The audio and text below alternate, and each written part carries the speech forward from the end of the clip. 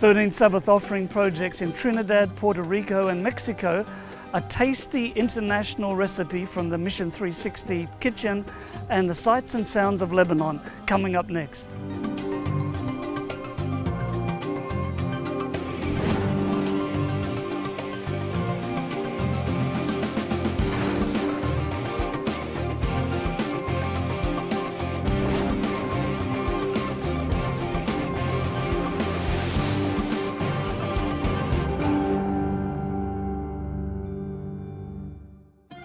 Hello and welcome to Mission 360. I'm Gary Krause. Today's program is coming to you from Beirut, Lebanon. And I'm standing in one of the upmarket neighborhoods, an area with very expensive housing. And behind me you can see some of the cliff-top cafes along the Avenue de Paris, which links along to the promenade that goes right along the waterfront of Beirut, the Corniche Beirut. And behind me you can see what is known as Pigeons Rock. And this is a popular landmark. It marks the westernmost point of Beirut. It's very popular with locals and with visitors alike. On today's program we'll be learning a lot more about what is happening here in Lebanon, but we'll also take you to many other parts of the world, including Inter-America, where we'll journey now to see your 13 Sabbath offerings in action. Antillean Adventist University has a big dream. Its staff and students want to build a center of influence with an evangelistic center large enough for service to the community and for worship to God. This has been their dream for more than 50 years. Located in Maya West, Puerto Rico, the university is surrounded by tree-covered mountains and has a view of the Atlantic Ocean. Part of the United States, Puerto Rico is a popular tourist destination and a recognized paradise in the Caribbean Sea. In Puerto Rico, people are friendly and they enjoy taking time for good conversation. Among 4 million inhabitants, Seventh-day Adventist members find creative ways to communicate hope by building relationships, and one effective platform is Adventist education. Antillean Adventist University is the church's only institution of higher education in the country. Students from a variety of cultures come from all over to live and study on this campus. At least 22 countries are represented here. Local church members are proud of the university's work in training missionaries. Sanalise is a nursing student on campus. Here, she studies the body and how to care for it. But she also learns about an intelligent designer who created the amazing inner workings of the human body. Through Adventist friendships and religious programs, Sanalise has had the opportunity to explore spiritual matters for herself. Each Wednesday, Thursday, and Saturday, I attend worship services. I've never missed one. These have helped me a lot. The weeks of prayer, Sabbath activities, youth ministries, and all these things have impacted my life since I'd never experienced anything like this before. As she developed a holistic view of the world, Sanalise began to fall in love with God and the Adventist family, and then she asked to be baptized. Today, she is an active member in the university congregation and in mission service abroad. She recently returned from a missionary experience in Thailand. Despite its primary role of fostering community, the university still doesn't have a facility to host this group's many outreach activities. From early on, the construction of an evangelistic center has been a cherished dream for this community. Es de suma importancia este lugar porque desde este lugar. This place is very important because there will be training for hundreds of young people who will come as pastors and missionaries to serve not only Puerto Rico, but also the United States, Latin America, and the world. It is necessary to have this sanctuary for the Lord, so that there will be leaders who will bring the good news of the gospel to every corner of the planet. When completed, this facility will sit 1,000 people and can be used for church services. It will serve as a mission training facility and will also minister to both adults and children. This quarter, a portion of your 13 Sabbath offering will help build this needed center of influence and evangelistic center at Antillean Adventist University. Thank you for your support of Adventist Mission. My guest is Pastor Rick McEdward, who is the president of the Middle East North Africa Union. The headquarters for the Middle East North Africa Union, which cares for this region, is based in Beirut. That's right. How many countries do you have in your territory? We have 20 countries in the Middle East North Africa Union. They stretch actually from in the west, from Morocco, Western Sahara, across North Africa, above the Sahara Desert, through the Middle East, the Gulf region, and also include Turkey and Iran and North Cyprus. Now describe the types of people groups that you have in these territories. Well, we have a lot of different people groups, hundreds of them, but there's certain large ones. Most of them are Arabic speaking. They're, of course, Farsi, Turkish speaking people, and there's a large block of people who may not realize as their first affinity that Jesus would be the one that they'd want to follow. Right. There's a wide span, and the territory includes quite a few cities. I think last count, 51 cities of at least 1 million people. So basically we're talking about an urban territory. Largely urbanized, because when you have a lot of desert, people tend to congregate in cities. Right. Yeah. Now, what sort of challenges is the Seventh-day Adventist Church facing here? Well, it's uneven challenges. We have 4 countries that are in chaos at the moment: Syria, Iraq, and Yemen and Libya, that it's really not that safe to operate fully inside them. We have several countries that would be considered kind of off limits to traditional Christian outreaches. And so, you try to do your best in reaching people, sharing God's love in practical ways. Tell me some of the good things that are happening here. Well, one of the great things is some health initiatives. We have a very strong health ministries team that are actively going to communities, sharing God's abundant life health with people, doing the blood pressure checks and all this kind of stuff.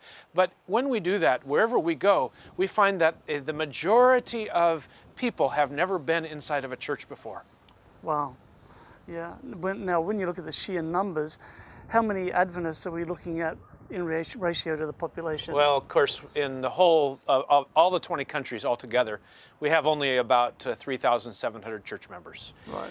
Now, when you're talking about 520 million of the population, so there's about 1 Adventist to every 146,000 people. Mm-hmm. And let me just give one more little tidbit on this. That means if every Adventist shared their faith with one person every day for that, how long would it take to be faithful to the mission? Right. 400 and some years. Right, yeah. Exactly. So, Rick, we face a crisis in these territories at the moment with refugees. Yeah. And just Terrible in this crisis. just in this country alone. Tell me a little bit about how the church is responding to that. Well, first of all, let me describe it. We often hear about the refugee situation in America politically, or we hear about the crisis in Europe where many have fled. But we have Iraq, Libya, and Syria that have all sent refugees running because of the chaos in their own countries. One of the things that is not well known is the fact that in MENA, the countries have been very receptive. Mm-hmm. So we have the countries of Turkey, Jordan, and Lebanon that have the largest percentage of refugees from these countries anywhere in the world.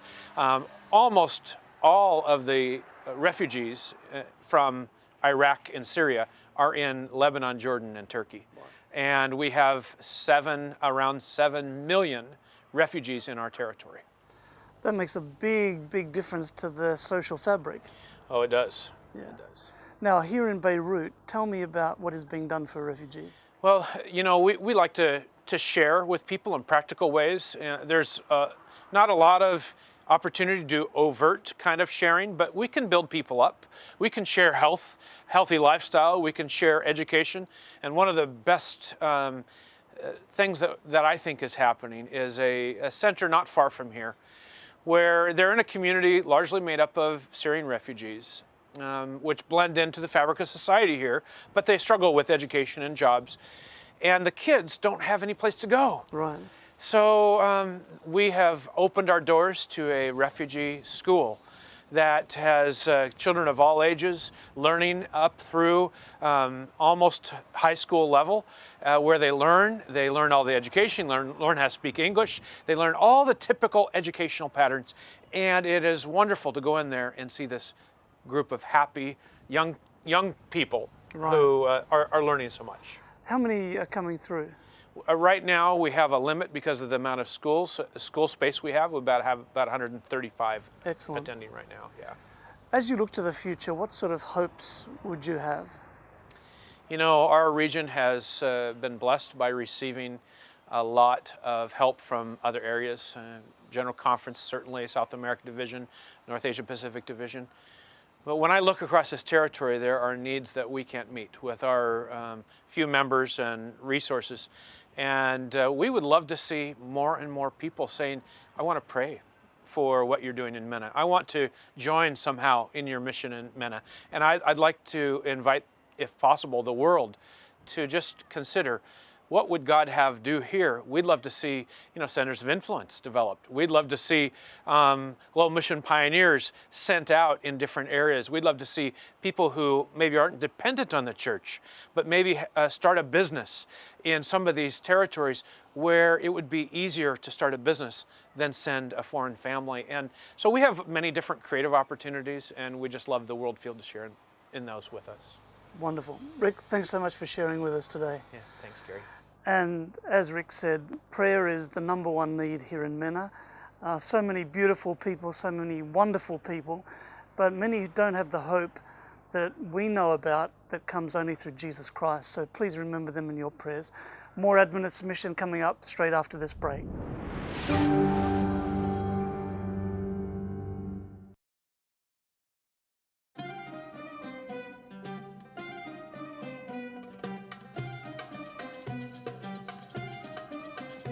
Welcome back. Behind me is the campus of Middle East University, the Adventist University here in Beirut. Next up, we travel to the Mission 360 kitchen for another tasty international vegetarian recipe. Welcome to our Mission 360 kitchen. We like to think of our world as a global neighborhood, and so we're going to share some international recipes with you on this series.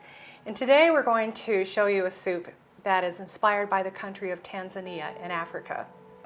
So one thing I noticed about the countries of Africa is that many of them have soups and stews that are based on beans. They have beans that I'd never seen before, and they are just absolutely delicious.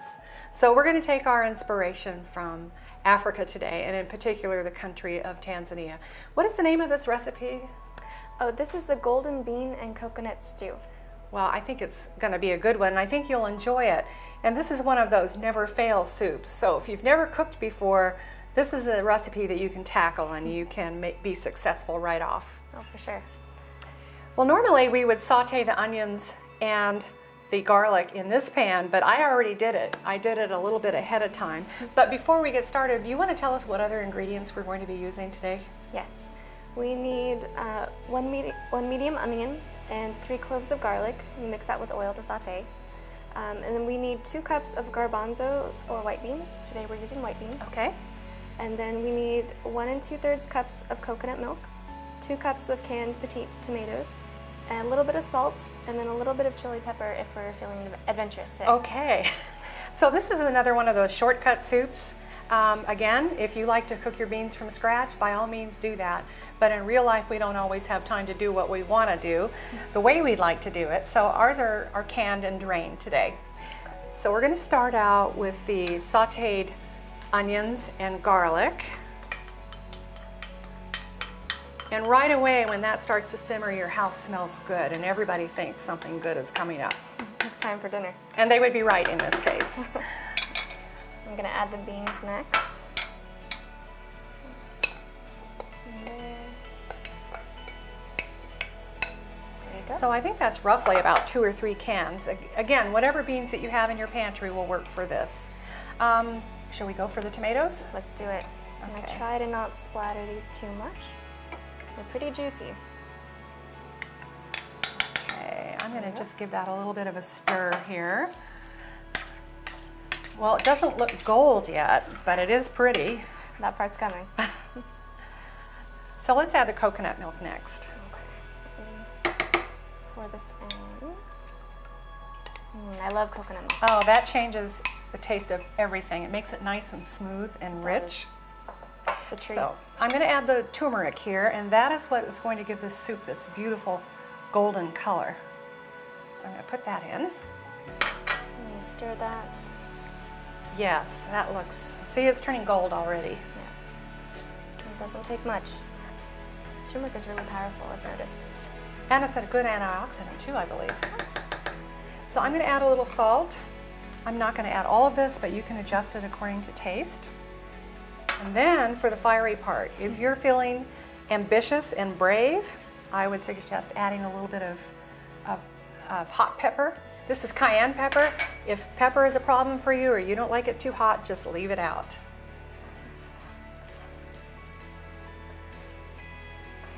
Well, that was easy, wasn't it? Alrighty. Okay, let's put a cover on it and we'll come back to it. You smell that, Nancy? I do.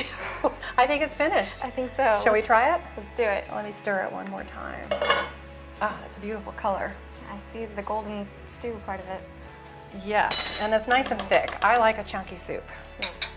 Well, here, let me serve you some. Thank you. Okay, I'm just gonna see how it tastes. Okay. There we go. So you can see all those beans in there. It looks really good. I love all the colors, and the tomatoes are bright. See how, if you can taste the coconut. It's definitely there. I think it might be the coconut milk that's the magic ingredient, but the turmeric gives it that nice color. And I promise you, if you make this, you'll enjoy it and your family will compliment you. So thank you for joining us in the Mission 360 kitchen. Hope to see you again sometime soon. Next, let's travel to Central America to learn more about the carefully selected 13 Sabbath Offering projects. As the flames burned the only church on campus, the students and faculty wondered why such a terrible thing would happen to their small place of worship at the University of the Southern Caribbean, or USC. Around the USC campus, you will find a variety of world religions represented. After all, Trinidad and Tobago is a land of great cultural and religious diversity. For more than 90 years, USC has educated and empowered its students. Now there are approximately 3,000 students enrolled and living on this campus. With a ratio of 1 Adventist for every 3 people, the students have a unique opportunity to rub shoulders with peers from different worldviews and to learn about their cultures and beliefs. The faculty here emphasizes moral values, ethics, and Christ-like service in the classroom and in the surrounding areas. Here there are plenty of opportunities to meet the needs of the neighboring community.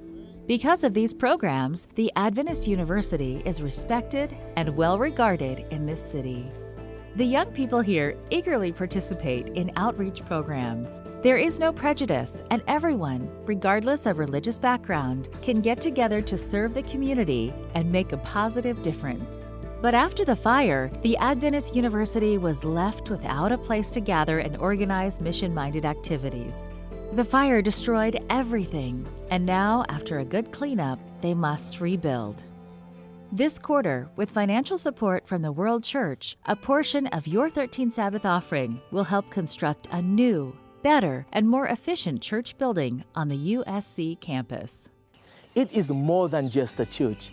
It is a community mission center where we meet the needs of the community by remedial literacy classes, other welfare programs, healthy cooking classes. We hope to house these ministries in this community mission center, but we also wish to expand to touch different people groups. There has never been a better occasion for a church at USC.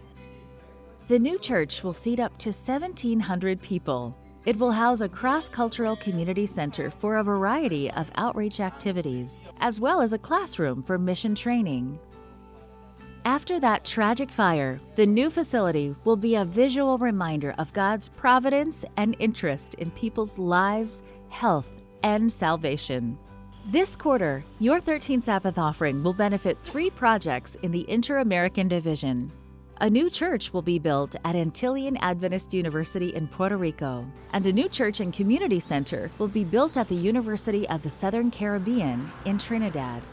Your offerings will also expand the Southeast Hospital in Mexico. Thank you for your mission offerings.